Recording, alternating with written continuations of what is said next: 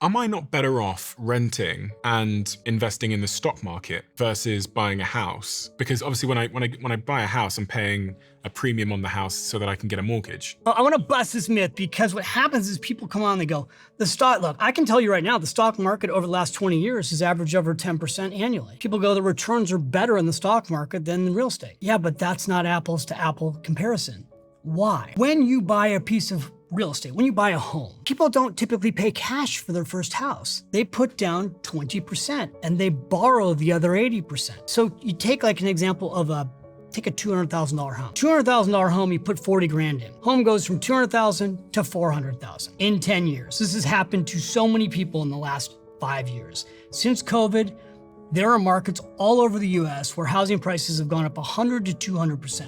So a person buys a $200,000 home, they borrowed 80%, it's doubled, so they've made $200,000 in profit. They didn't put in $200,000, they put in 40. They got a 5 times return on their down payment. They go to sell their house, they don't pay taxes on the gain. Because when you own a home, at least in the United States, you own a home for over 2 years, if you're single, you get $250,000 in tax-free gains.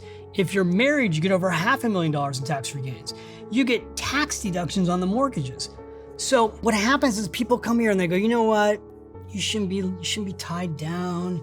You need to be flexible when you're young. You don't want to have the responsibility. And you should take the extra money and you should put it in a mutual fund. And you know what happens in the real world, Stephen? People don't do that. They rent an apartment that's nicer than what they can afford and they spend all their money. And then they turn around in their mid-30s and they have no equity because they haven't bought anything, and they also haven't saved money. It is an absolute freaking myth that people take this extra money that they could have used to buy a house and they're gonna put it in the stock market. They don't do that. And that's why also, by the way, corporate America got into the game of buying up real estate all over America, houses and building apartments to rent to an entire generation, hoping these people never buy.